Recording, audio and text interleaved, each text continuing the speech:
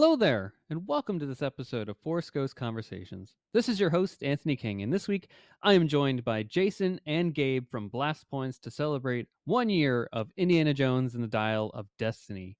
If you're a fan of the podcast and would like to consider pledging your support, there will be a link in the episode description for you to check out the various tiers offered. Also, please be sure to check out our TeePublic store to buy some Force Ghost Conversations merchandise. And without further ado, it is time to gather around the campfire for some Force Ghost Conversations.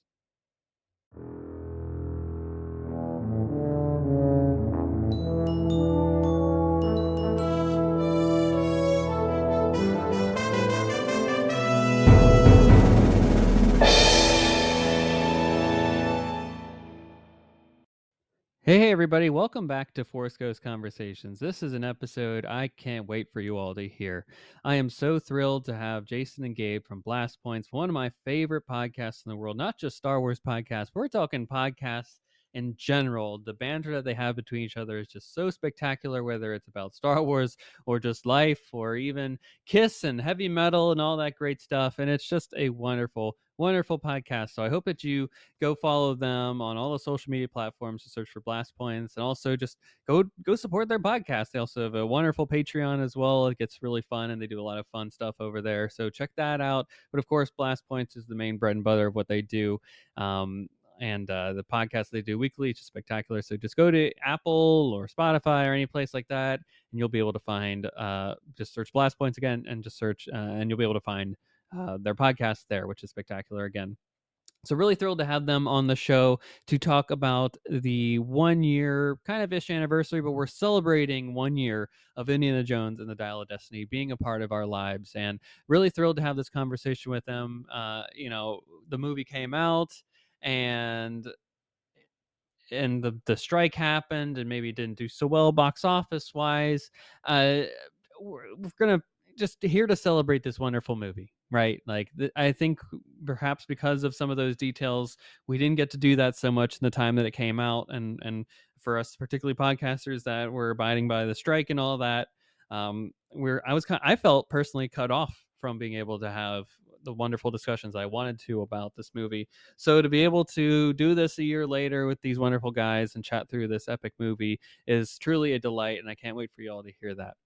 Now, of course, this is typically the part of the show called Cloud City Gossip, where we'd run through the news that's come out over the past week. But of course, if you listen to the last couple of weeks here and you've been following us on social media, I am not currently in the country right now, and or I'm just getting back. Either way, I was not able to record this episode as we typically do on a weekly basis. So this has been pre-recorded for you all. So with that, I have no idea what news has come out over the past week here in the Lucasfilm and Lucasfilm Adjacent Galaxies. So as a result, next week, when we have a new episode, any of the news that's come out over the past 2 weeks or so, I will cover in that time frame there.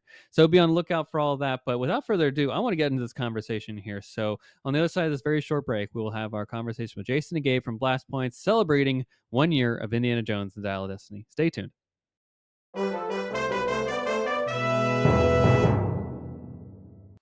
All right, folks, welcome back to Force Ghost Conversations. And the summer of Indy may have ended, but the year of Indy is still going on. Yes, we are here to celebrate 1 year of Indiana Jones and the Dial of Destiny. And of course, I couldn't think of, frankly, of two better people to bring on to this show to chat all things about the Dial of Destiny, Indiana Jones, and looking back at this incredible film. Of course, I am talking about the hosts of Blast Points, Jason and Gabe. Jason, let's start with you first. How are you doing, my friend? And welcome to Force Ghost Conversations.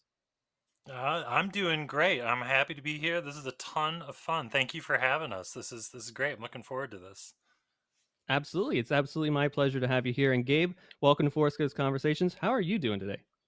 I'm doing great as well, and yeah, it's always a good time to talk Indiana Jones or Dial of Destiny. So I'm glad that there was an excuse, even though you don't need an excuse. I agree with Indiana that. Jones is its own excuse to We're talk making about up Indiana excuses Jones. here and there, even though we didn't need one. Exactly. This is it's always indie time, right? It's always indie time, and I love that, and I love both of your enthusiasm for this franchise, and that's what I'm like so excited to chat with you both about this, because I know I've been listening to Blast Points for many years now, and I know Indie Year was really awesome, just as from my perspective as a fan, and just have you both on here to chat about what seemingly looks like the final film of this saga.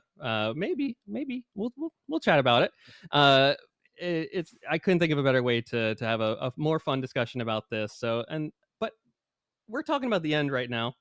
I want to go back to the beginning for both of you here, and you know, what was the first indie film that you frankly saw, and what was the circumstances surrounding that viewing, and how did this character of Indiana Jones really capture your imagination? So, Gabe, let's go with you on this one here. How did you first come into contact with the archaeologist professor himself?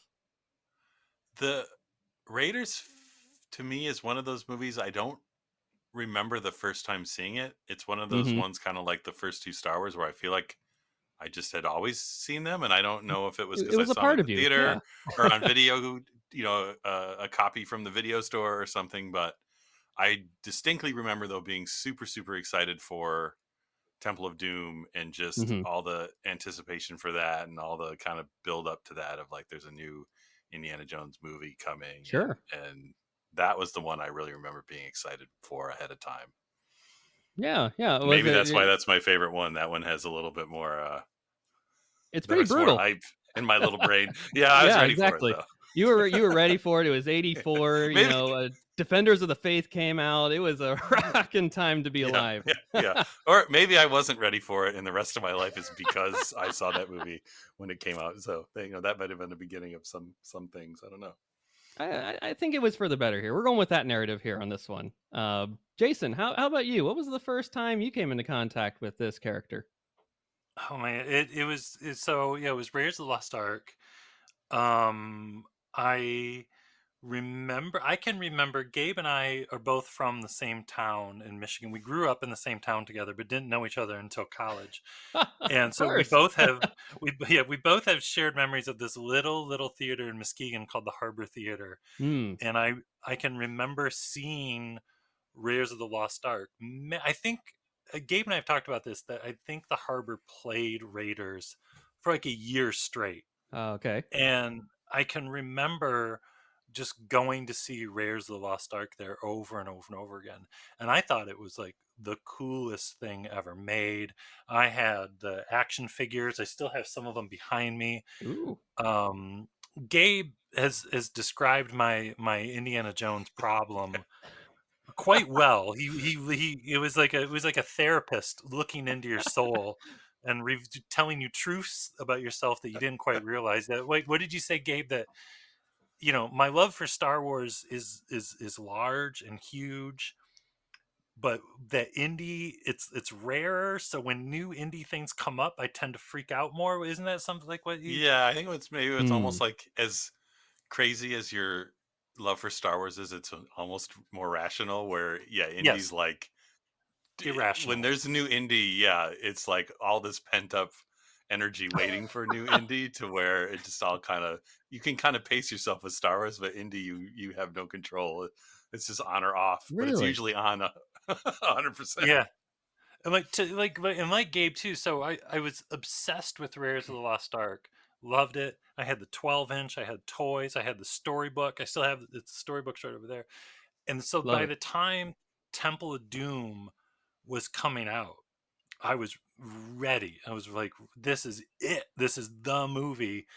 And I've told this story many times, but my mom went to J.C. Penney's and got me this blue Indiana Jones and the Temple of Doom T-shirt. And just Ooh. recently, it may still be up at Lucasfilm, but they posted pictures of their big Temple of Doom 40th anniversary display they had, and kind of by the lobby. And they had I was going through all the pictures, and I was like, "That's my old shirt." Oh wow. Um, yeah, so I was like, "That's my old shirt," and like I showed my wife, and she's like, "That's great." And wonderful, good for you. Um, and I, like a tear goes down my cheek. That's my old shirt. That's my Temple of Doom.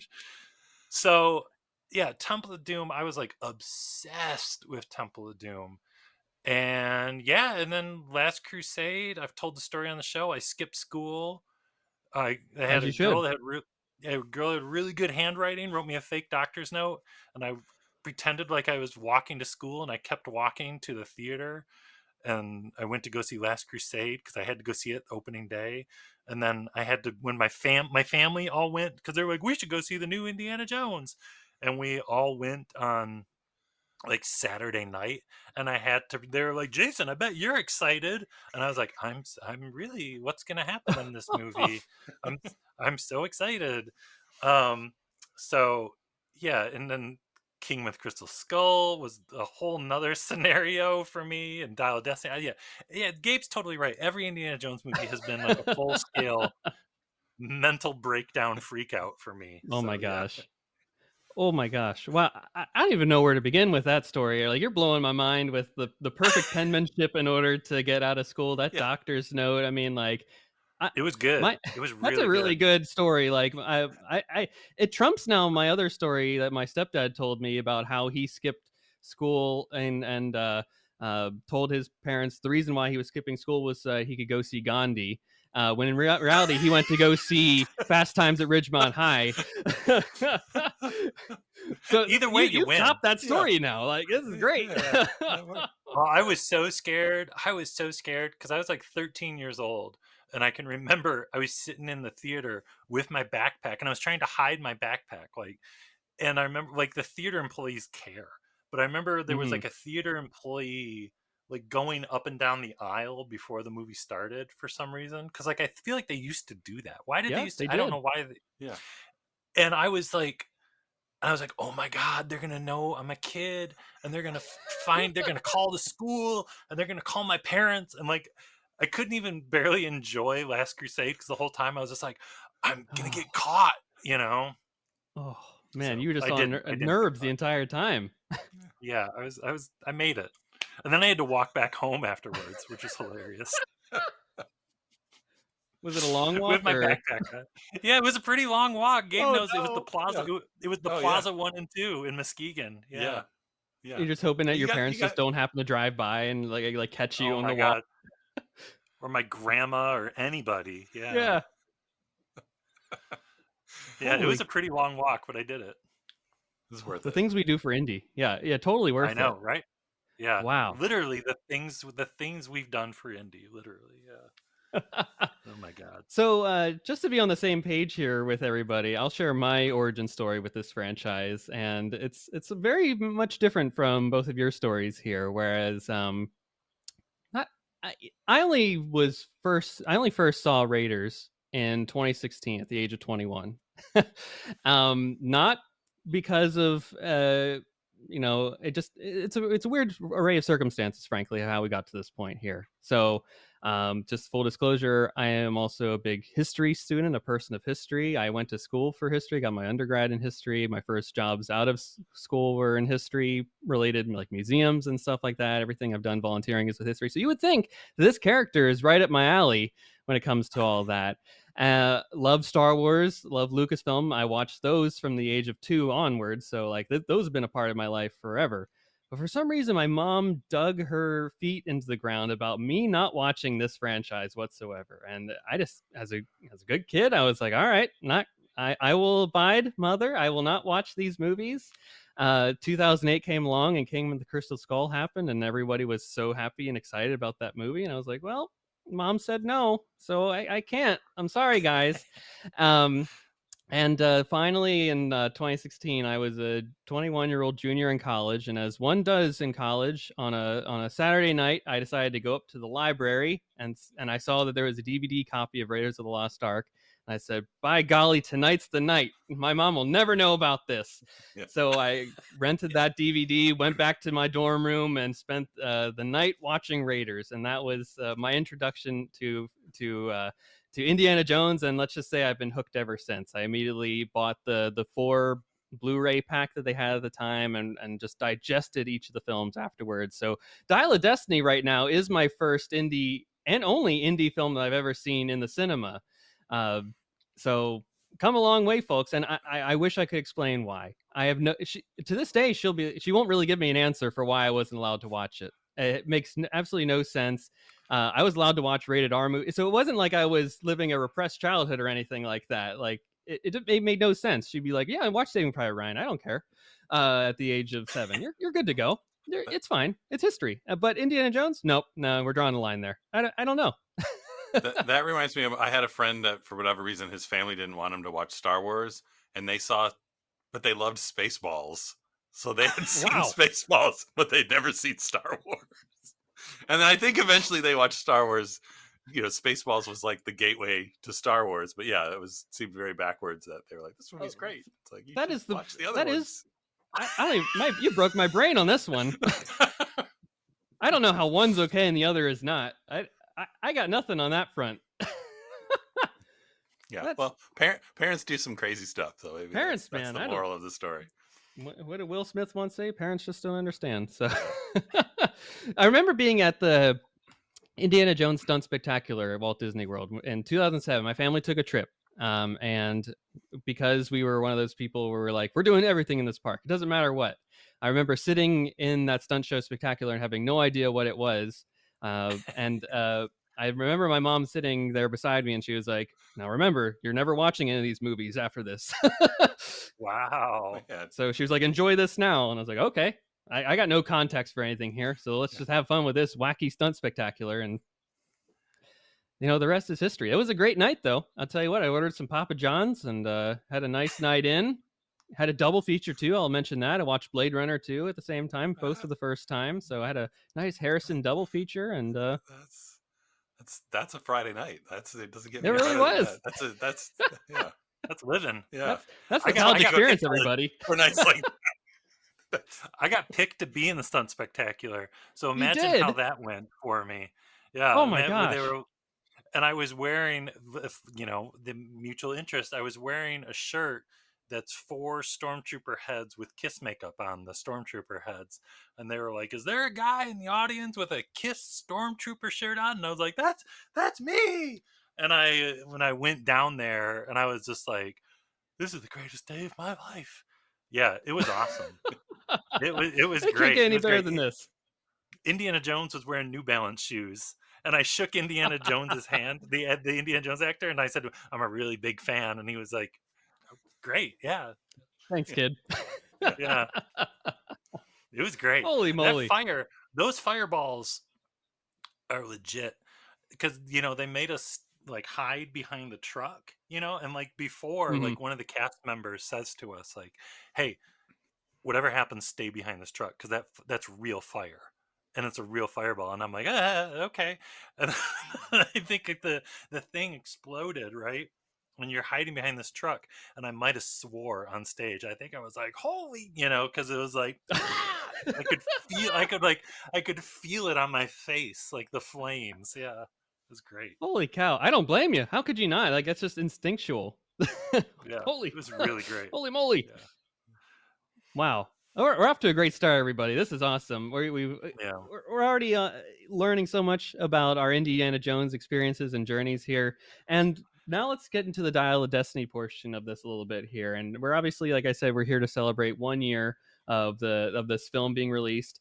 And now I want to ask about your first viewing of this movie, and where did you see it, and what emotions did you feel? And I feel like you guys have a good story based off of what I've seen on social media over the yeah, last year. yeah. So Jason, do you want to take the lead on this one here? How did you guys Oh, first see this movie? yeah, so yeah, no big deal. Whatever.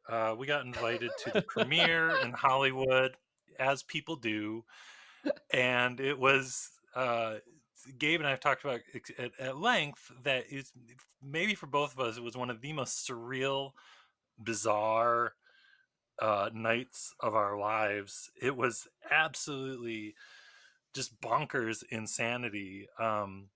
Every aspect of it. Mm-hmm. Um, we flew I flew to Chicago, and then we flew together to Los Angeles, Love it. and we landed in Los Angeles, and as soon as we got off the plane, it was like we were in our own Indiana Jones adventure. It was Yeah. just absolutely bonkers. And then we stayed at the Roosevelt Hotel right by Hollywood Boulevard, Ooh. and we were, friends of ours were there, and eventually Gabe and I were like, "Oh, let's go see what's going on. Let's go check out what's happening with the premiere." Oh, because while we're in like the Roosevelt Hotel, they're setting up for the after party, for the Dial of Destiny after Okay. party, and we're like, "Oh, what's going on over there?" And then we're like, "Well, we should go check out where the premiere is, over in front of the Dolby Theater." And yeah, we go across the street, literally, like we go out of the hotel and down the road and around the corner, and yeah, they're setting everything up. And then yeah, this is so we were like, let's go see how close we can get to them setting up. And we go across and the other way, and on the street, right in front of the entrance to where everyone's going to go in for the red carpet. No joke, there was just whatever the term for a group of Indiana Joneses is, the plural of Indiana Joneses. There Indiana were Jones eye. so many. Yeah. There were so many Indiana Jones Yeah. eye.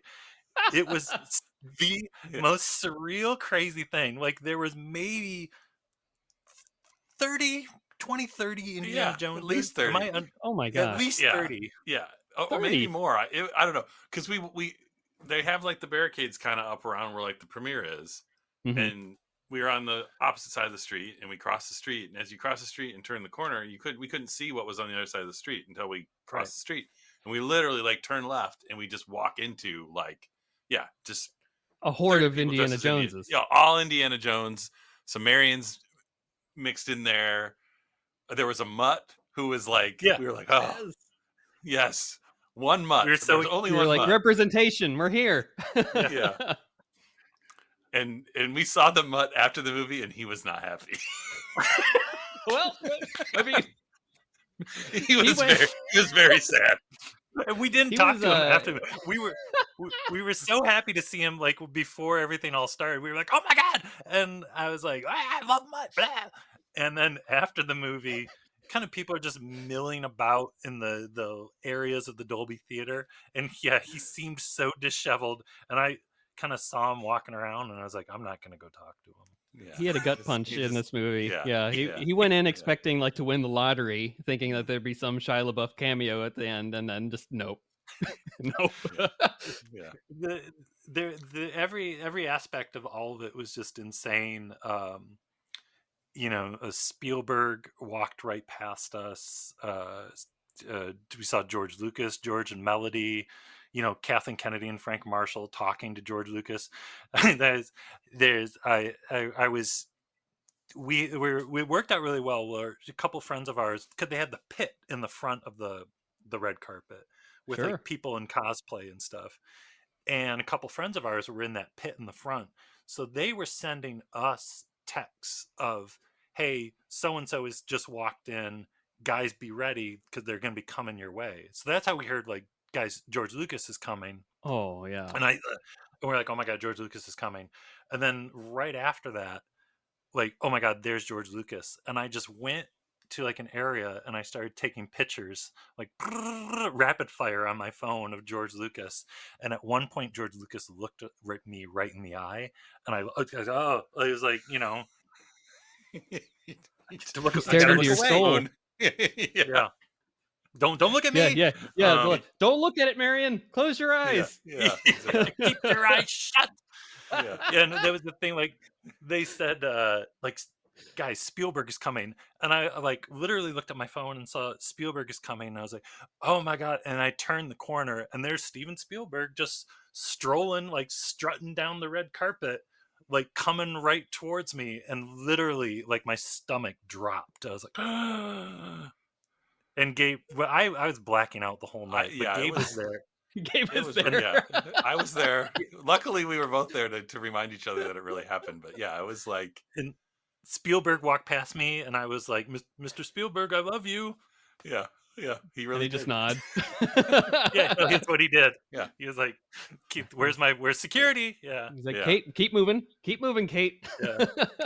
No, and it never stopped just being surreal, because it was like just being at the premiere in Hollywood would have been surreal enough without Spielberg and Lucas and Harrison Ford walking around, the giant guy from the movie who's really that giant, whatever his name is. Oh man. Oh yeah, then, the big German henchman guy. Yeah, because he was like giving interviews, and you would like, there was a sea of people, and you just saw this guy, and we're both super tall, and he's like a foot taller than us, so it's like, whoa. I have a great picture of Kristen Baver interviewing him, and she's literally like holding her microphone, like Statue of Liberty up into the sky. But after that, it was like, can this get any weirder? And when we got inside, it did, because we went to the bathroom, Yeah. And there were more indies in the bathroom. Everyone in the bathroom except for us was dressed as Indiana Jones. So imagine like a huge You felt out of place. bathroom. Yeah, a huge bathroom. People at stalls, people at urinals, people washing their hands. They were all dressed as Indiana Jones. Oh man. Yeah, at one point I was at a urinal and I turn around and all you saw was hats and leather jackets just in a row Oh, so cool. in every stall. And I was like, Yeah, I was like, like, we'll never see this again for the rest of our lives. Yeah, I never want to go to the bathroom not like this, but it'll never happen again. It's a flash in the light bulb moment, right? Yeah. Like this Wow. is a time to be alive right here. Yeah. This is living. If I was a billionaire, I would just hire 20 guys to dress as Indiana Jones and hang out in my Oh my god. That would be the only thing I do. The one stall bathroom. That's the only change to my lifestyle. Yeah, it would be there's just a bunch of guys just crammed Indiana in there. Jones in my bathroom. Yeah. Oh my gosh. That's So it. then wild. there's like, oh guys, hey everybody, there's popcorn, there's pop and stuff, and we're like, oh my god, get the popcorn, and we get like our popcorn and soda, and then we go and we sit in our seats, and I was sitting next to the guy, what's his name? I can't remember his name. I want to say it's Ed from the IndieCast. He's an Australian guy. Okay. Yeah, I think that's right. Yeah. Yeah, super nice he was guy. really nice. We're talking. He flew in from Australia for it. Obviously a huge fan. Nicest guy in the world. We're chatting, and we're all just like, oh, we're all so excited. We're so pumped. And then Steven Spielberg and George Lucas and James Mangold and Kathleen Kennedy and Frank Marshall come out to introduce the cast, and all the cast of Dial of Destiny comes out. And then Harrison Ford is up there, and Steven Spielberg is doing most of the talking. And he's like, none of this would be possible if it wasn't for, Harrison playing Indy and George creating Indy. And it was funny because earlier in the night, I think, Gabe, you said to me, who's not here? I was like, who? And like John Williams. And we're like, well, he's old, Yeah, I mean, he gets the pass. He doesn't need to be here. He doesn't get out of bed for nothing. Yeah. He's got we're like, better things to do. Yeah. Getting, where's John Williams live? I don't know, but getting him to downtown Hollywood, whatever. The guy can do whatever the hell he wants. He's John Williams. And then Steven Spielberg's like, and the one that gave Indiana Jones all of his rhythm and all of his the maestro John Williams. And then the curtain goes up, as I'm sure everyone has seen, and there is John Williams and the LA Orchestra, I think. Yeah. And nobody knew this was happening. This was a total surprise, and everyone lost their minds. We were all just completely scrambled. And what does John Williams like? What does he open up with? I hope you're about to say like The Adventures of Mutt or something like that, because like throw the audience a bone, throw that one guy wearing Mutt, like give him something. Was I right? Did I really get that right? Yes. Yeah. He opened up with The Adventures of Mutt, and it took me a minute. Like it took me a good minute because I was just like, blah. I was just completely scrambled, and my brain wasn't ready to process what music I'm hearing. What is it? Mm-hmm. And then eventually, when I figured it out, like I said to Gabe, I was like, "This is The Adventures of Mutt. This is Mutt's theme." Yeah. Which at the time we didn't really know that it is, was perfect, because that Mutt is the heart of the movie, even though Mart's not Mart. Who's Mart? Mart is Mart Williams. Mart. His twin. Named him after the dog. Yeah. Mart was named after the cat. Yeah. But Mutt, is the heart of the film, and the reason, everything is kind of happening is because of what happens with Mutt. So it was all the fallout. It was sweet in hindsight that was the one they started with. And this is all before the movie even started yet. We were ready to go home after that. We were wiped out already. What's there left to do? What movie? the Dolby Theater Yeah. where the Oscars are. Just a gorgeous, huge theater with, the state of the art sound, incredible Mhm. picture. And what a way to watch this movie. It's funny because somebody said to me, I was talking to somebody who didn't like Dial of Destiny, and they were like, you liked it? And I was like, well, duh, of course I liked it. And I was like, but even if I just saw it at my local theater opening day, I would have Mhm. still loved it. But I said to him, I was like, you've got to consider how I viewed that movie for the first time. There's Like, a lot of pomp and there, circumstance surrounding Yeah. it. Yeah. there is absolutely zero chance that I would dislike it. Uh, but yeah, and then the movie started, and like, I just remember when I rewatched it, getting ready for tonight. I always think of that, how, because you got to remember, going into that, all we knew was kind of the reaction from cons, Mhm. where it got such a mixed to negative reaction. And then it was so great, like, watching it on that night last summer, because the crowd was just like loving it, eating it Mhm. up, laughing, cheering. And it was like, yeah, this is great. And people were clapping all through it, and it got a huge round of applause at the end. It was just a crazy, crazy, insane, bonkers night. Yeah. I mean, that's it. That's all you need to do. The rest of it, life peaks right there. You saw 30 No, indies in the yeah. bathroom. Like, that's all you need. It's yeah. Yeah. No. It's That's our your life entourage. it's been all downhill since that day. It has. Wow. So you guys had a fantastic first viewing experience. It sounds like. I mean, obviously, you told me you had a great time. Like, it sounds fantastic. I'm living vicariously through your experiences a year later now, and the Adventures of Mutt. I'm still stuck on that. Like, Johnny Williams pulling out the deepest cuts here. He's like, you guys thought you were getting the Raiders march to start. No. Hope you Yeah. like Crystal Skull, guys. um, that's bonkers. That I love it. So on the contrary, I had probably one of the worst viewings possible that you can imagine for seeing this movie Oh the first no. time, but I still loved it at the same regard. So just to share what I went through, so being this my first indie film that I wanted to see, or I was going to see in the cinema.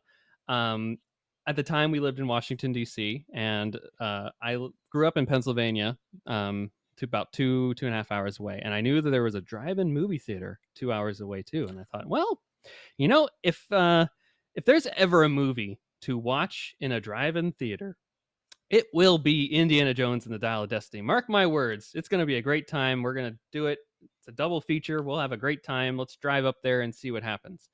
And of course, it's a beautiful day all the way up to that point. And I pull into the parking lot or wherever this field is where they have the movie. And then, of course, all of a sudden the clouds start coming in. And as soon as the movie started, that Lucasfilm logo comes up. They switched it to the Raiders font, and they start saying Indiana Jones: The Dial of Destiny. That's when the rain started coming, Oh and no. No. it started off well. The rain kind of stopped and goed, and then started pouring pretty soon after that. And once you're in a car and you have the windows up and you can't really turn the car on to defrost it very often, you start fogging up those windows really fast. So I was constantly looking through a little, hand Oh, swiping away some of the frost on the window to see the movie, and of course you're hearing it through this little like speaker that you have in the car that's attached to the radio. So I caught very minimal of the movie, and I was very frustrated afterwards for a good, of course, then I had to drive home 2 hours in the rain after that thing. So I was oh a man. little tired and livid after that.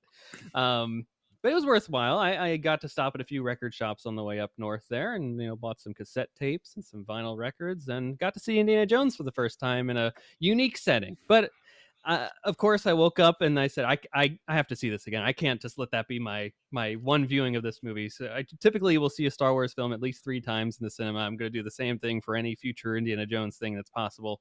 So I said, I woke up, I looked at the wife and said, I'm going to the Regal. I'll see you later. So then I drove off to our local cinema and watched a 10 a.m. viewing of Dial of Destiny, just to right things in the world, so to speak. and boy, did I come out of theater beaming and just absolutely loved it. So, it is possible to love this movie even under the worst circumstances, ladies and gentlemen. So, your focus determines your reality, as Qui-Gon once said. If the product on the screen is just as good, it doesn't matter how you watch it, whether it be through a foggy windshield or on a nice Dolby Digital sound system in LA. Like it's possible to love anything. Very true. Very, Yeah. very true. I will say my favorite time to watch movies now is like the early show on the weekend. So like the 10 it's the a.m. best. showing You on a have the weekend rest of is your like, day afterwards. that's the sweet spot, really.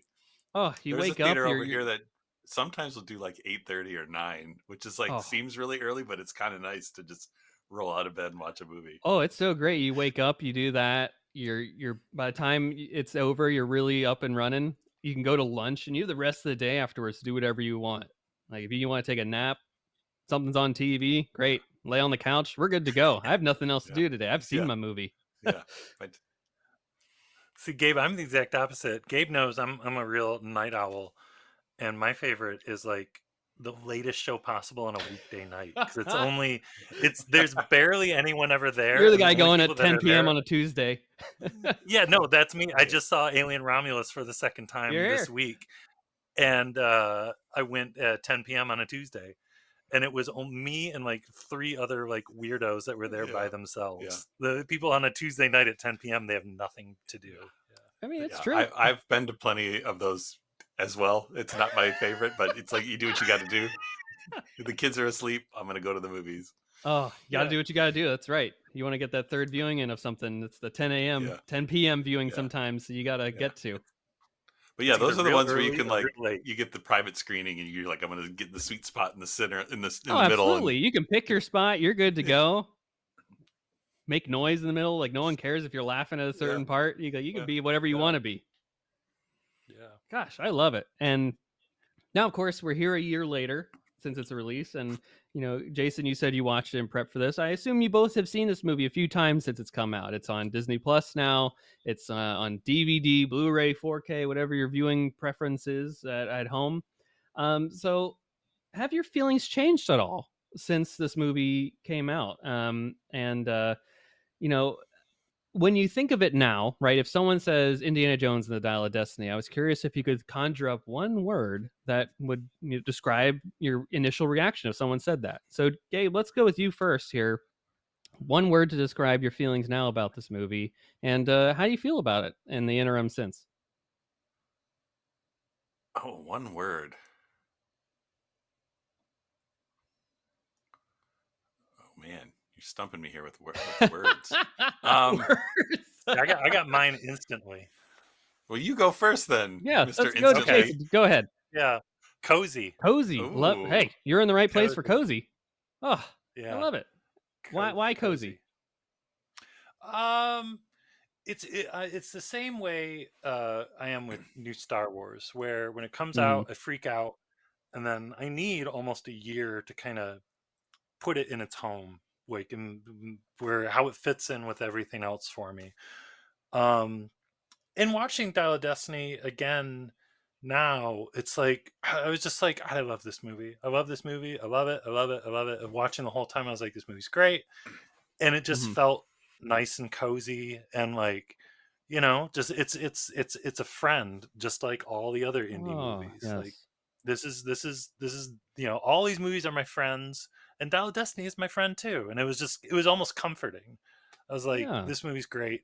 I was every part that came up, I'm like, oh, I love this part. Oh, I love this part. Oh, and then this is coming up, and then the Tuk Tuk Chase is coming up. It's so great.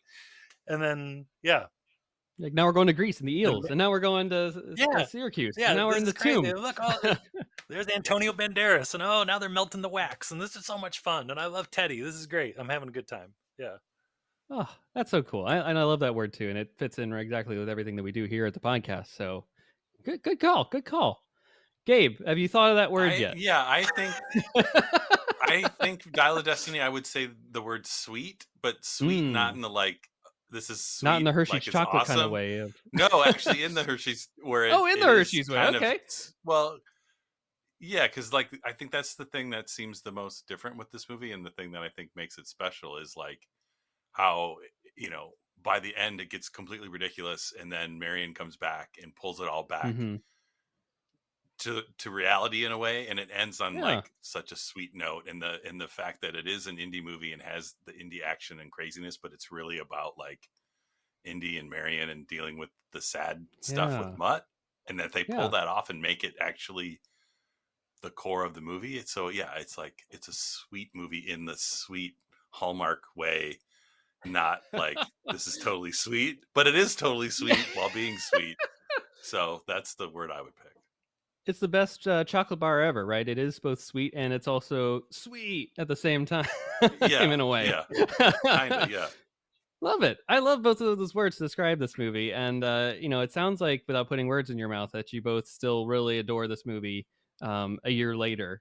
And that's where I'm going with it. I say the word adore because I absolutely adore this movie. Like you were saying, Jason, like you're like, oh, I like this part. I like this part. I like this part. It's really very much that episodic tip of the iceberg B movie storytelling that they were going for with every film up to this point, that they've kind of stuck to the mold here. They every part ends on a cliffhanger and you're like, I can't wait to see the next part. I can't wait to see the next part. Where are they going from here?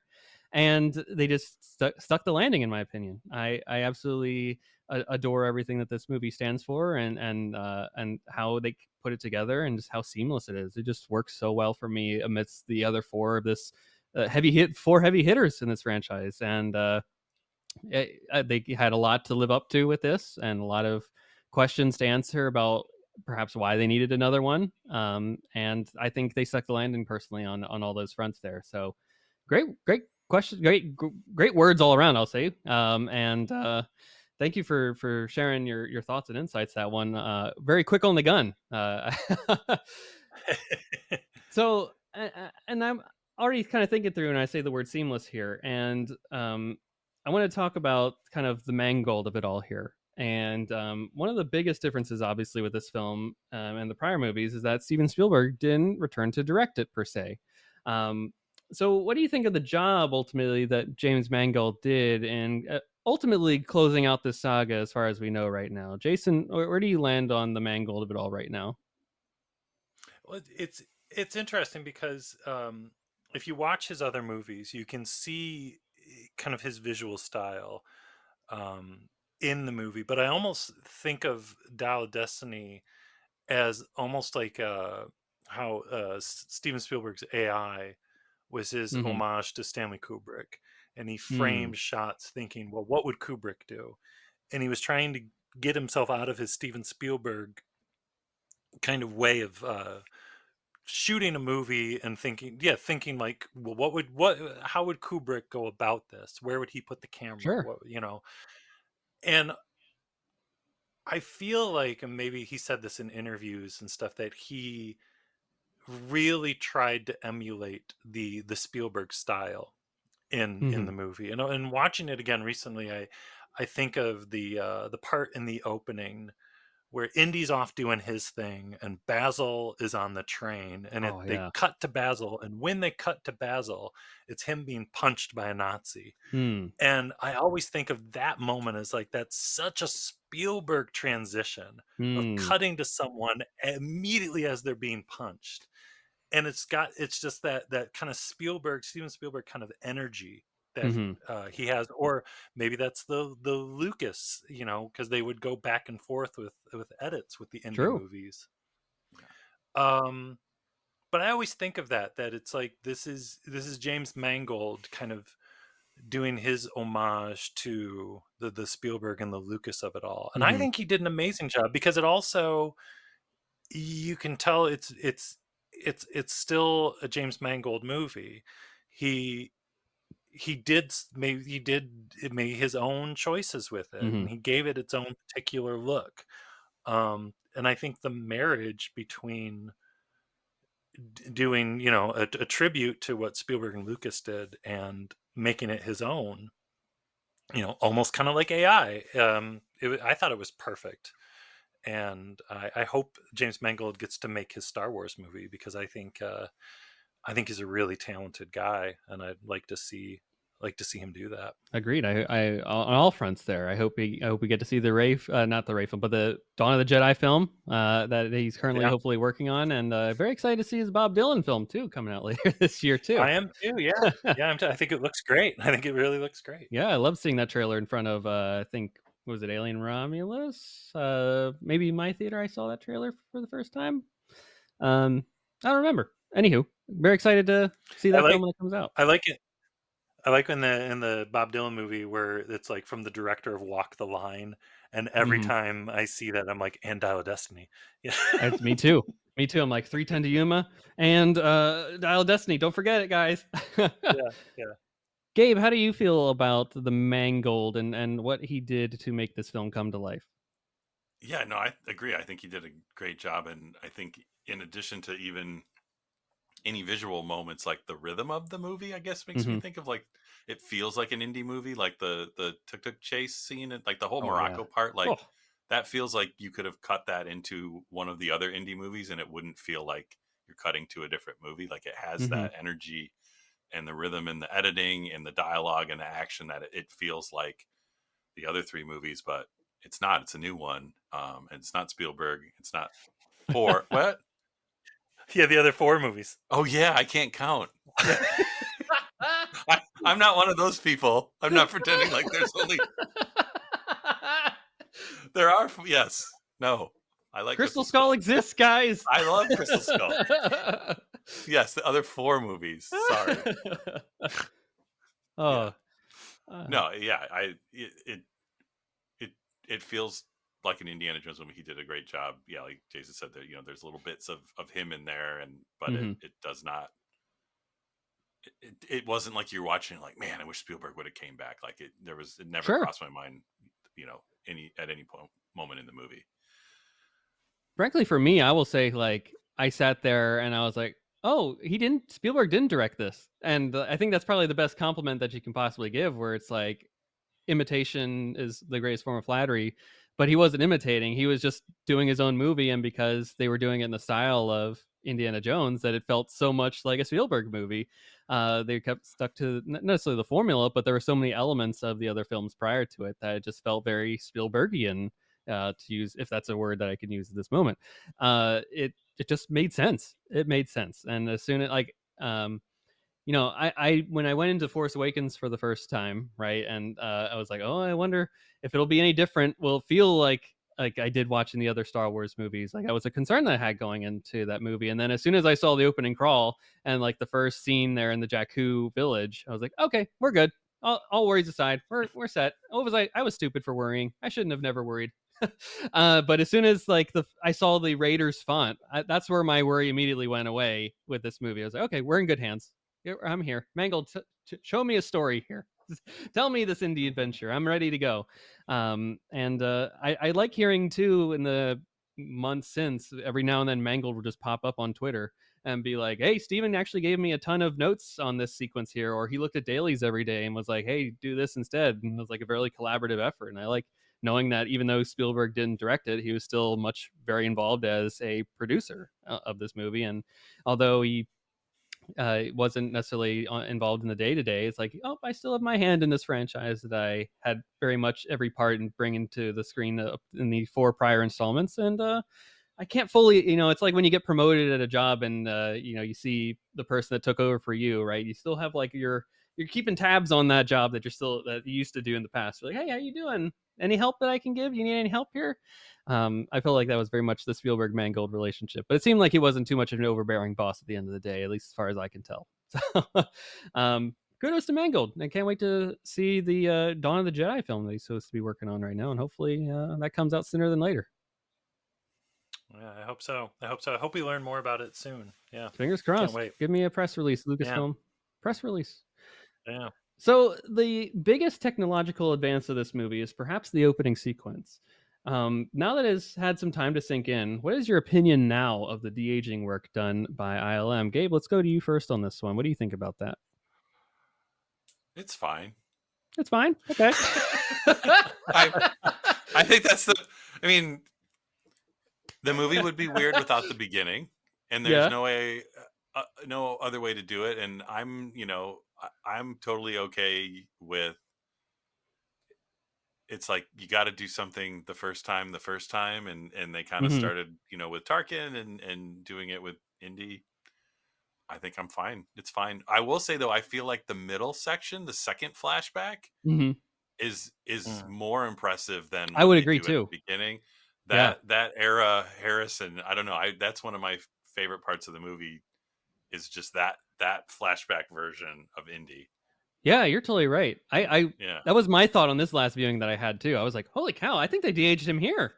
It Yeah.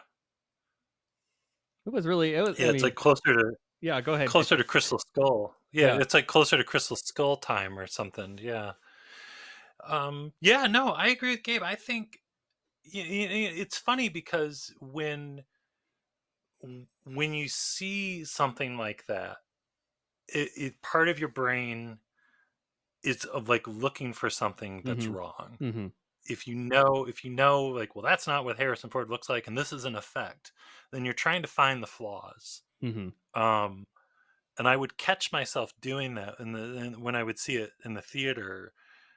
Be like, well, maybe that shot doesn't look as good as that shot, but Mm-hmm. again, it's like, who cares? Because again, bringing up it's very much, some people are fine with it; they don't care. Like, I always remember when I took my daughter when she was much younger to go see Rogue One, and she had Mm. seen the original trilogy, and she did not know that Peter Cushing had been gone for a very long time. Sure. Yeah. And she was just like, "Well, that was the actor from the old." She said to me, "How the guy that played Tarkin and the Death Star, he was old in the old movie and came out when you were little. How is he able to Mm. be in this movie too?" And I was like, "Funny you We brought him mentioned back to that. Blah, life. blah, blah." Yeah, yeah. There's this man named John Knoll, and The but necromancer himself, John Knoll, did some yeah. voodoo magic to bring him back. So, like, a little kid that went to go see Dial of Destiny would probably not know or not care, Hmm. would probably not even notice. But it's there. People get all upset. Like, again, bringing up like Alien Romulus, like, no Sure. spoilers because it's still a new movie, but the people are just like, well, they've gone too far, and I don't know. I think it's fine if it's right for the story, and if it works good in the movie. It's what George Lucas said: movies themselves are a special effect. The art of watching a film is Absolutely. a special effect, and as long as it services the story, then who cares? Yeah, it was great. I agree. I agree. Now, do you think that I remember in the lead up to this movie that they were very much touting that this sequence was a thing, right? It was a part of the marketing. They were like, it's 20 minutes, get ready for it. Um, Hmm. do you think that knowing that there was a 20-minute de-aging sequence going into the movie, or if it was maybe a surprise that showed up later, like, do you think people went into it looking for oh, can I see the cracks in this? Will it amaze me, right? Did it maybe set themselves up for perhaps people to be constantly reviewing it, or what do you think on that one? Uh, I don't know if it makes a difference because I think just people that are sensitive to that or bothered by that are Hmm. bothered by that whether they know or Yeah, not. that's true. Like Alien's a good example because people didn't know, That's a good and point. it's probably the same people who are really bothered by it that were would have been if they knew going into it. So I don't think it matters. I think it's just a preference. Some people just are really opposed to that, and some people are cool with it, and some people don't even notice. And I would be surprised. I wouldn't be surprised if the people who don't notice are the majority of people who go to the movies just don't even realize that it's a thing. I think so. Yeah, the people that don't necessarily have go to X or Twitter, or whatever they want to call it these days, and immediately go to hate on something afterwards. Those people aren't necessarily the other people aside from that aren't necessarily going into an indie film and being like, "Well, I see the CG, that's taking it down." Right. Yeah. Right. um, yeah, I love that sequence, the opening sequence. It's probably my favorite of the movie at this point. Not to, uh, I love all the movie itself, but like that sequence is just so cool. I think, and I love knowing that. Well, ILM did a ton of work putting that sequence together here, but narrative-wise, I think it serves the story so impactfully because we see Indy in this sequence, and this is probably like Indy at his height, right? Everything makes sense for this guy. He's in his prime physically. He is so sure of himself and everything that he does. The world makes sense around him, right? He's fighting Nazis. He's beating the bad guys. He's the good guy. They're saving the world from this tyrannical thing that's engulfing the world right now. And then it cuts to the next sequence where he's laying asleep on his chair in the late 60s and the Beatles are playing and he's just a man out of time at that point. He's in his 70s. Nothing makes sense anymore. His marriage is falling apart. Like he's a loner. He's retiring. Like he's at his lowest, I would say, right? You see the two juxtapositions in like 30 seconds and you're like, wow, that's where we're at with this movie. We went from here to there and now let's see how we can get him back to that other point here. Let's have a character arc in this movie, and I think that's really brilliant. Yeah, and it works for the villain as well, of giving them Oh, both. I mean, sure. because they're kind of like with Raiders, they're kind of mirrors of each other in a way, and they could be the same person in another life, but they kind of went their different paths, and with the flashback scene, we get that for him as well.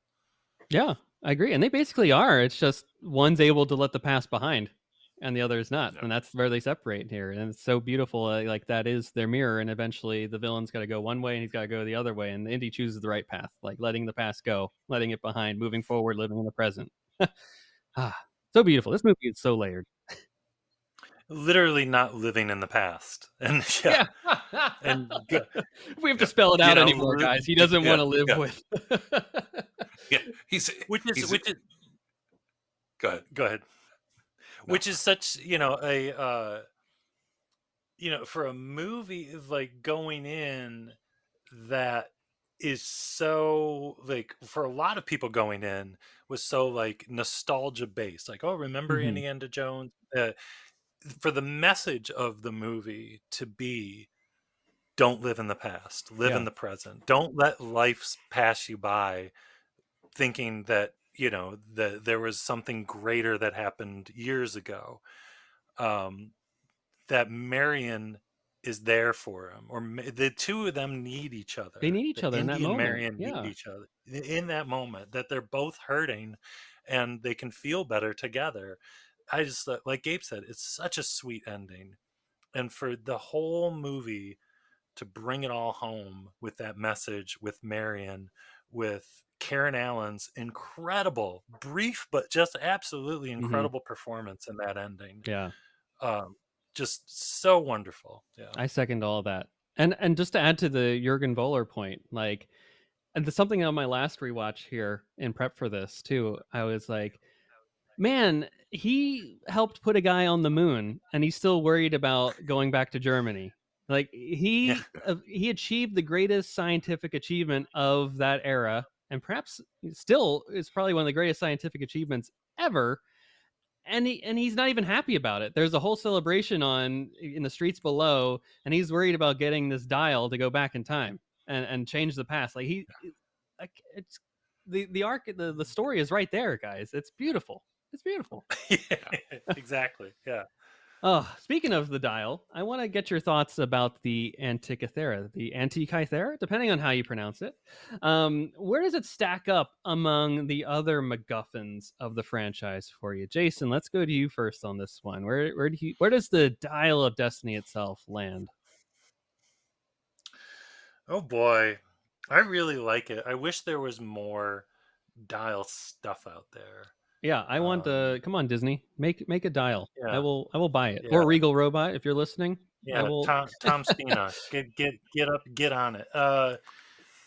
Well, the arc is iconic. Nothing can beat the arc. The stones, the Sankara stones are great. I just saw Temple of Doom again in the theater recently. Ooh, beautiful.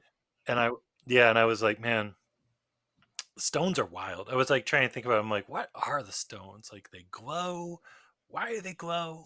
How do they glow? and as a kid, I always thought the stones looked like loaves of bread. Oh, and I was like, they still look like loaves of bread. They still do. Yeah. I kind of want to bite one. Just cut it in the right areas there. The white parts there. It's made for slices. It's perfect. And that's the thing. In Last Crusade, it's not even so much about. Well, yeah, they say that at the end. That's the whole thing of the Last Crusade. It's not. it's not the grail as much as it's illumination. It's what Mm-hmm. what you find along the way. And the crystal skull is just insane. It's bonkers. It's bonkers. Kind I of like love it. that Yep, whole exactly. Yeah. kind of like the whole movie.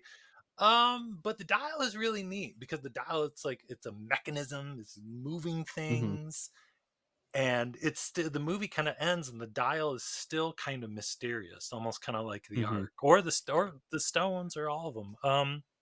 But I like the dial. I think it's pretty great. Ask me that question again in 2 years. Okay.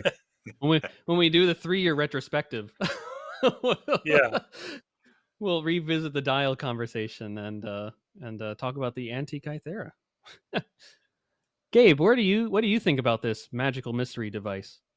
Yeah, the dial's cool, but I will say it in a way it's the least. What's a way to say it? It's almost like it does the least, though. Where like the arc definitely does something, and the stones, they light up and they burn you, and yeah, the skull is just insane and it's magnetic and controls people's minds and all kinds of stuff. And the dial really, and maybe because its power is mathematics, it's literally like it just shows you where to go. And the power is out in the universe, and it shows you where to find it. But the dial itself doesn't do much, but it looks cool. So they definitely, the characters put more into the dial than what's actually there, right? They believe that it can do a lot more than it actually does, and then it's almost like they're let down because they put so much into it, right? Yeah. Like seeing Bowler's face when he realizes, oh snap, this isn't 1939. Oh, I spent my life's work trying to get to this point, and I'm stuck here in Syracuse. You didn't, not New Continental York. Drift. Yeah. You didn't know. Continental Drift. Didn't know about the Continental Drift. Yeah. He was too worried about turbulence, and not the right turbulence at that too. I think that the dial is it's a cool looking device, right? I think it stacks up for that measure amongst the rest of them, being like, okay, it looks cool and it looks very much like an indie device. And I'm glad that in this episode at least, indie is the one that's like, it has no power. What does it matter? What are we doing here? Come on, guys. Think with your heads here. I've seen crazier stuff than this. Like, this isn't going to work out the way you want. Trust me. I've drinking the blood of Kali. You don't know what I've been through. I saw a dude drink from the actual Holy Grail, and he turned to dust. Yeah. It was so metal. It was before this even existed, guys. You don't even know. Indiana Jones isn't scared of math. Yeah, math. Snakes, yes. Math, no. No. Crazy water snakes too. Poor guy. Worst fears ever achieved in this movie. Yeah. But I will say too, the nerd in me absolutely geeked out in the first 20 minutes. Maybe this is why I absolutely love that sequence too. With that, without actually distilling it to that, is that even before this movie came out, I am such a geek for the Spear of Destiny, aka Longinus's blade. And as soon as they showed that thing on screen, I just, even through the foggy mirror, I made the mirror extra foggy after seeing that, because I am in love with that artifact. If there is a historical crazy thing in just mythology and things that has come out of the last thousands of years, it's definitely that. And as soon as they had Dial of Destiny as the title, I was like, oh, maybe the Spear of Destiny will show up in this. And lo and behold, a facsimile version did, and it looks very similar to the one that's currently on display in Vienna. Which I will be making a pilgrimage to one of these years in the future. Mark my words, folks. But enough of Spear of Destiny talk. That's a whole nother conversation for a different day here. I want to talk quickly about some of the performances within this movie, and particularly if any are a big standout to you both. And feel free, of course, to gush about Harrison the entire time here. But Gabe, what are some of the characters and actor performances within this movie that you're like, yeah, that works for me every time? Teddy rocks. Teddy's great. Teddy, his mustache. Do you think Teddy grew up to be a big Kiss fan? I think he did. Like, that's my headcanon.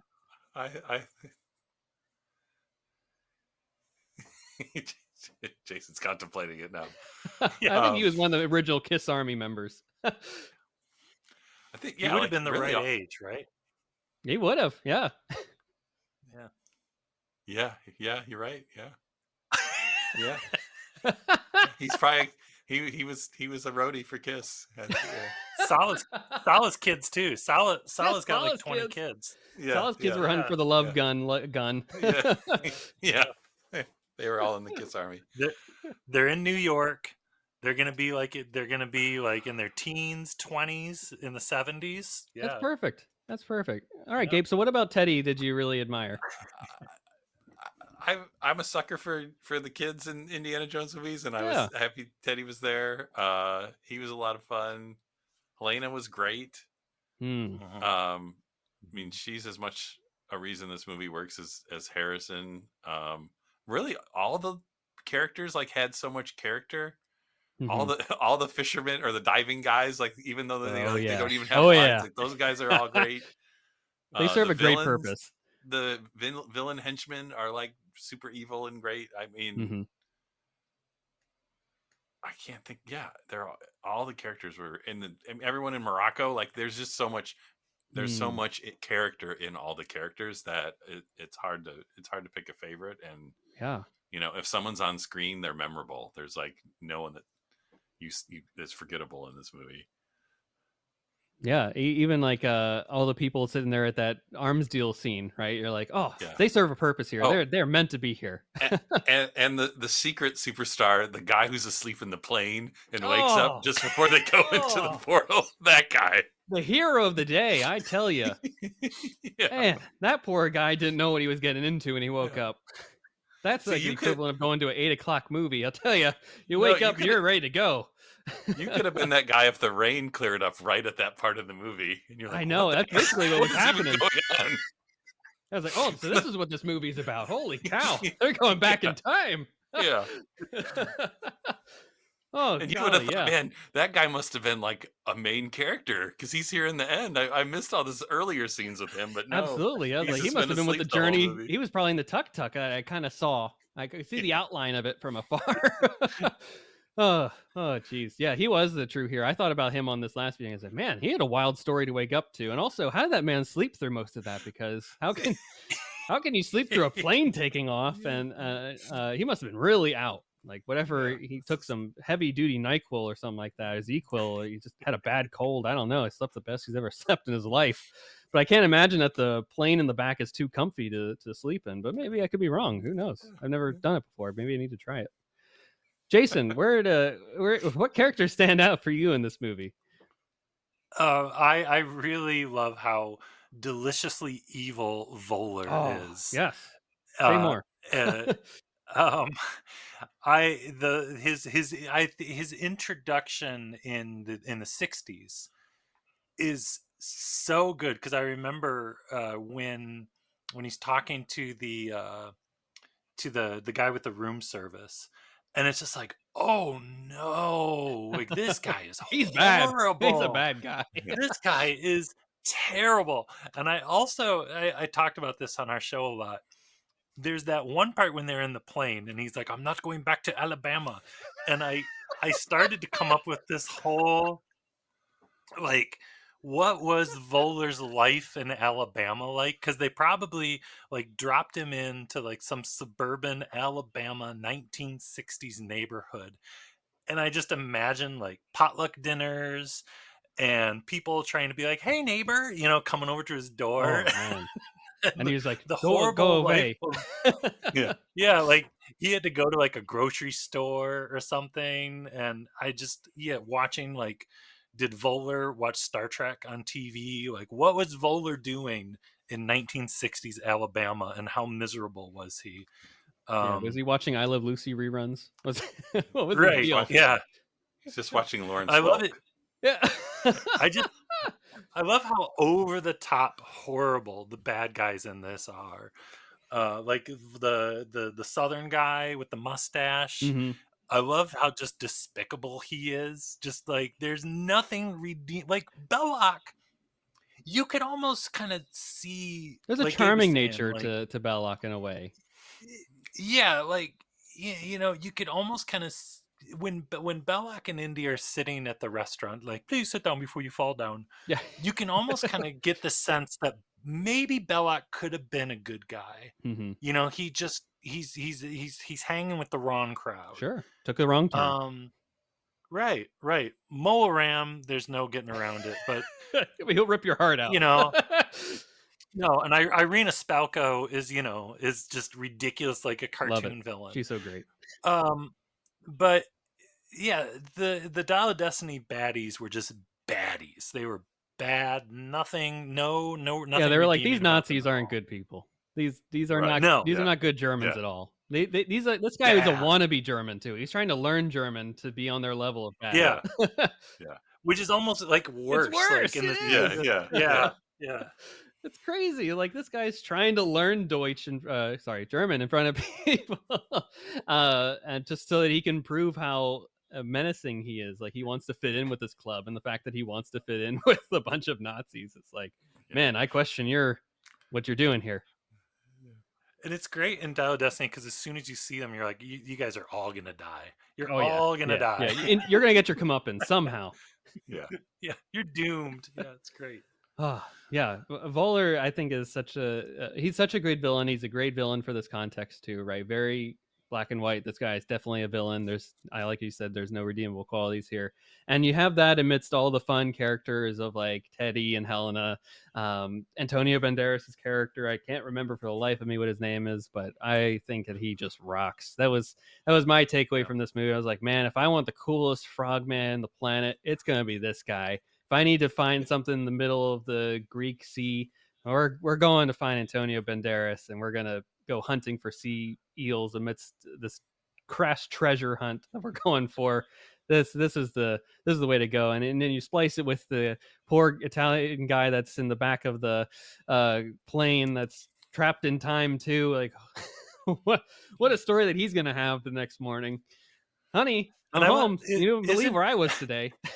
I want to say Antonio Banderas' character is Ronaldo. Ronaldo, that's it. Yeah. Yes. But I love too that they hint that Indy and Ronaldo have been on some other adventures together, and it almost reminded me of the beginning of Temple of Doom with Indy's buddy that gets shot, and he's like, "We go on many adventures," and it's almost like, what adventures did they go on? I want to know. I know it. I know it's in a book, but it's just like, man, where's the book with Indy and Ronaldo's crazy adventures at sea? What did they do together? Yeah, I love it. Well, and that's why Indy didn't let Sala go with him, because he knows all his friends who go on adventures with him eventually die, and he wanted Sala to stay alive. Sala, this is for your own good, buddy. I can't. You got kids. Stay home. I've had enough loss in my life. I don't need you going down. Take heed. Exactly. Take heed, Sala. Listen to your own advice. Take your own dang advice, man. Stay at home. Yeah. And do you think that perhaps in production, while they were doing this, that maybe James Mangold and Leslie Headland had a conversation and they were like, "Hey, I got this guy named Basil," and she was like, "Huh, Basil? I like that name, Basil. Tell me more about this guy, Basil." I was thinking about that on this last time watching it too. Of like, wait a second, is Basil maybe influenced by Basil? Because they kind of look the same. They're both little fuzzy sidekick guys. Yeah, scurrying around with a good sense of like moral right and wrong. Like, but they get a good head on their shoulders. A little bit crazy up top. Crazy. So yeah. It's like, maybe they shared some notes with each other, and I like that. That's where I'm going with that. I like my headcanon that not Basil. A lot of Basils out there, so there's not enough Basils out there in this world. I'll tell you, I need more Basil in any form, whether it be Toby Jones's Basil or the fun, grown-up chipmunk kind of thing. I don't really know how to describe Basil in the Acolyte, but I need more. I need more Basils. Whatever it takes. I will. I relish the moment where we can get some more Basils. Anywho, enough Basil talk for today, even though it's always Basil time. So as of now, Dial of Destiny, I say as of now, I hope that this changes, is John Williams' last score in his discography. And if it indeed remains the last thing that he ever does in his illustrious career, how how would that fact make you feel? And Jason, we'll go to you for this one. Oh boy, I hope it's not his last. Um, Spielberg's got more movies to make, He sure so does. I Yeah. hope Stay alive, Johnny. he's brewing up something mysterious, supposedly some sort of alien scary thing or something. So, I think John Williams is such a genius that anything he did, if let's hope not, but if it was his last score, would be a masterpiece. Because I mean, you listen to the score from Dial of Destiny, Helena's theme. I love the main theme. Was it New York, 1969? Yeah. It's just, how is he doing this? We'll never know, because he's a genius. But if it is the last thing he does, which I doubt it will be, bravo. There's there's no one like him. There will never be anyone like him again. And this is a great another thing with the premiere. This is a great thing I think about all the time. Gabe and I we're sitting there waiting for the movie to start, and 3 rows in front of us is Michael Giacchino. Ooh. Sitting there, and Gabe and I are like, "Oh my God, that's Michael Giacchino, like a legend, one of the greatest composers in the business right now." And out comes John Williams. And, eventually once we calm down, we look at Giacchino, and he's recording the whole thing on his phone and watching intensely, just soaking it all in. And you're just like, a master watching a master, like this. It was such a cool thing to see. Because we were up on the balcony and he was in the front row of the balcony. And I think, maybe initially we were like, oh, maybe he just likes to see this movie from up here. But I think he was up where he was in the middle on the balcony because he wanted to see John Williams play. Like, he knew. Yeah. And I'm sure he knew, like, that's why he was there. He wanted the best seat in the house for that. Yeah, he had an insider track, it sounds. Yeah. And I thought for a second you were going to say that there were 30 John Williamses in the bathroom, people cosplaying as John Williams. No. There needs to be more John Williams cosplay, though. Yes. I agree. That's a missed market right now, guys. Come on. If you're at home listening, come on, start making your cosplays now. Celebration Japan is around the corner. You don't want to miss out for the John Williams cosplay meetup. All you need is a black turtleneck, a composer stick. You got it. Yeah. Well, yeah, you get a baton. You're good to go. Good to go. Shave the beard, dye the beard white. You're good to go. Yeah, well, Johnny Dubs. Once my beard goes completely white, I'm just gonna switch to nothing but turtlenecks. Yeah, just turtleneck. It was bound to happen sooner or later. Yeah. Embrace the turtleneck. It's your John Williams look. We'll try. Gabe, how do you feel about this potentially being John Williams' last score? Oh yeah, I mean it would be sad, but he's had his last score a few times at this point. That's so true. Yeah, again, I don't know if it's something's got to be his last score. If there's another Star Wars movie with Daisy Ridley in it, his corpse might come, like, reanimate itself to write a theme for it or something, because he seems to want to be the only one making Star Wars movies with her. But yeah, I mean, it's a great score. It fits the movie perfectly, and he at least made sure that the 5. I was like, I'm going to count first. All the 5 Indiana Jones movies, they have that connective tissue of the John Williams music. So if this is his last one, he did everything he could for Indiana Jones. So you gotta respect him for that. Agreed. Yeah, that's he knocked it out of the park with this one. Have either of you to this point? I believe, correct me if I'm wrong, that there is a version of the movie that is just the music, right? It's the movie, no audio, and just the music playing in the background. Have either of you taken the 2.5 hours to watch that part, that special feature or not? I haven't yet, but I'm excited to do so in the future. But I didn't know if anyone's taking the deep dive yet. I forgot about that they had that one for that, because the Last Jedi version like that was really, really cool. So it was cool. Yeah. Oh, I'll have to go. Did you watch that yet, Jason? No, I didn't. I did The Last Jedi, like you said, but I didn't. I have it, but I haven't done it. No, yeah. Well, We have homework. We have homework, gentlemen. Yeah, we do. I know, right? I It's the know. best kind of homework too. To listen to Johnny Dubs, just take it home. Yeah.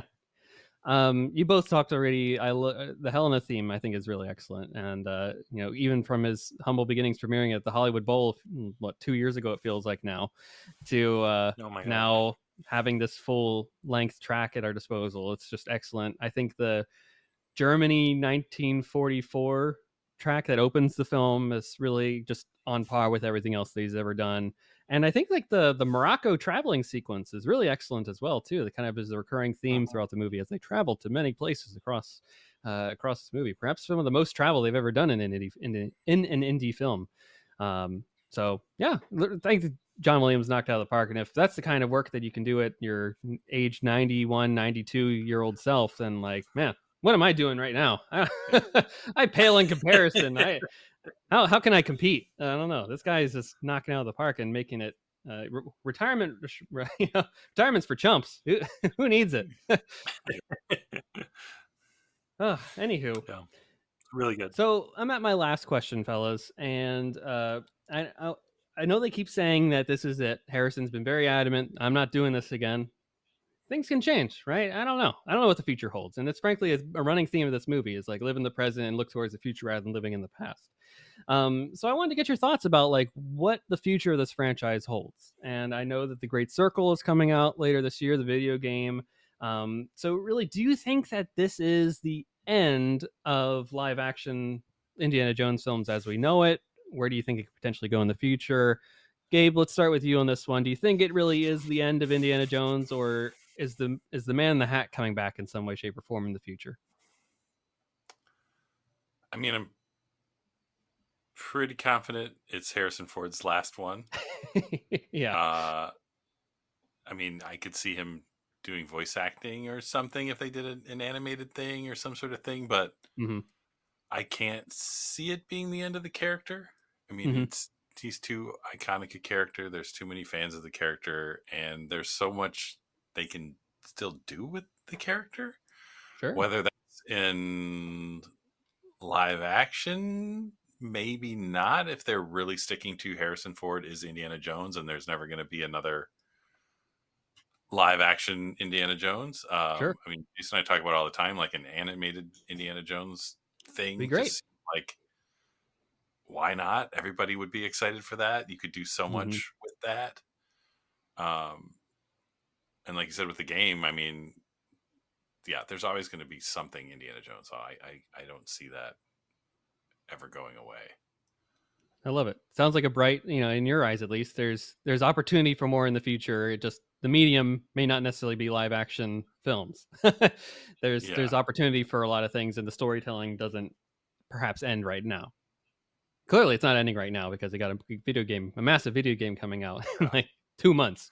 Yeah. Well, and it's funny because like the whole kind of point of the character is, like with Star Wars, like, the influence of the serials where it's all about a bunch of little short stories and going on different adventures, and it's a character made for reuse and telling new stories in that universe. Like that's the whole point of it. So it would be a shame not to keep it going.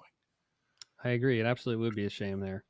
Jason, where do you think this character is? This the end? Have we seen the last of Indy in this iteration? Where does your mind gravitate to at this moment? Yeah, I think Gabe kind of said what I think too. I think the game, I think, is a really good thing coming. Number one, it looks awesome. Number two, the person doing the voice of Indy sounds great. Sure does. And it'll probably expose the character of Indiana Jones to an audience that maybe isn't as familiar with the movies, and maybe the movies aren't even on people's radar. If the game is good and if it takes off, there could. Yeah, I wish the game would have come out before Dial of Destiny almost. So that's exciting. The fact that they're building a new Indiana Jones attraction in Disney World is kind of a sign that Disney, Lucasfilm, whatever, is not abandoning Indiana Jones. That this is in for the long run. Will we see another live action film? I kind of doubt it. Like Gabe said, I think even though the state of streaming shows right now is like a huge question mark, with everything going on right now, but I think a Indiana Jones animated series is just a no-brainer, Mm-hmm. where it could be, then the age isn't a question anymore, Sure. and you could have Indiana Jones do anything, and they could even make it like young Indy, where Sure. if they want to make it historical or educational, and like talk about real history, and Mm-hmm. have Indy brushing up against with people from actual history, that would be very true to the kind of Lucas spirit of what he tried to do with young Indy, Yeah. did do with young Indy. I'm sorry, and I think that would just be, and even especially, I always imagine like an Indiana Jones animated series Mm-hmm. literally being like a serial, like how will Indiana Jones get out of this one? Tune in next week, That would be perfect. and it would just feel so right. Mm-hmm. And so will that ever happen? Who knows? I think it would be a great idea. And again, hopefully the video game is good and popular, and it gets kind of shows that there's a lot of different ways you could go with this character besides feature length live action films. Yeah, I 100% agree. And I hope that, again, the Great Circle is really successful as well. And it showcases that there is an audience for this beyond just the films there. And it could springboard to perhaps a somewhat kind of semi revival of Young Indiana Jones adventures. I would also perhaps they open the door in this movie with the World War II sequences, right? Like you could tell about the him and Mac and being double agents and all that, and finally Mm-hmm. get some more of that story. Or perhaps the guy that dies in his arms in Shanghai, we could get that story. I think the sky's the limit, Mm-hmm. frankly, for this character, and it's just, does Lucasfilm want to put the time and effort into creating more stories? And I hope they do, because I know that they have a lot of people working there that absolutely love and adore this character, and the opportunities are there if they want to have more stories in this universe. So, I'm all for it. Ki Hu Kwan is bigger than ever, so maybe some short round stuff is perhaps in the near future. Would love to see that too. And Helena was a big standout character for this. So again, sky's the limit. I would like to see more of this character. And I like that you mentioned about the upcoming attraction here at Disney's Animal Kingdom. So I do live in Orlando, so fortunately I will be very close to that, and won't have to go to California for anytime I want to ride the greatest ride to ever exist. So I'm glad that it's going to be slightly different from that too. So that Yeah. it is, I do get a reason to go out to California every now and then to go experience the Indiana Jones adventure. But while watching this movie this last time, I did have a eureka brain moment where I don't know if you guys have been to Epcot, but they have the Morocco exhibit or pavilion at the World Mm. Showcase. And I thought, well, that land is a little bare over there. They could use a nice tuk tuk ride over there, a nice crazy tuk tuk experience there. So Lucasfilm, if you happen to be listening to this, or perhaps the Disney Parks people, your Imagineers out there, I would love a tuk tuk experience out there. Put me behind the wheel of that thing, and let's have a crazy adventure in the streets of Morocco. Like, I think that'd be a really fun way to keep the indie vibes going. So that's where I land on that one. So hopefully some bright future for this franchise, and can't wait and just revisiting the films. I love them. It's a great. Mm-hmm. We've had 3 endings to Indy at this point. I'll gladly take a 4th one if they want to reopen that can of worms. But it's a wonderful way, if this is indeed the end of live action films for this. I couldn't think of a better way to go out, with him and Marion embracing each other and then grabbing the hat and closing the circle on the hat. Like, it's beautiful. It's a great way to end this story, and I'm happy for what we got, and I'm also excited to see for the future. So that's where I land on that one. Definitely. Well, guys, sure. thank you so much for hopping on the podcast to celebrate the 1-year anniversary. Kind of 1-year anniversary. We're kind of just, playing loose with dates at this point. But we're here to, thank you so much for coming on to celebrate the 1-year anniversary of the Indiana Jones and the Dial of Destiny. If the folks aren't aware of Blast Points and the wonderful work that you're doing over there, which I hope that they already are, but in the odd chance that they're not already subscribed to your podcast, How can they find you, and where can they keep the conversation going if they want to find you on social media? So we put out new episodes generally every Tuesday.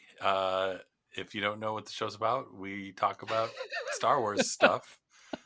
Usually, Yeah, occasionally other Lucasfilm that's a good way things to and other describe it. things. Um, Yeah. but yeah, we kind of like this crazy Star Wars stuff, and we talk about that. And yeah, we have a website, blastpointspodcast.com, and we're on all the social media, Twitter, Facebook, Instagram, whatever the new ones are. I think we're on that too. Mhm. All that stuff. All the But stuff. Blast Points, yeah, search for Blast Points Podcast and you'll probably find us.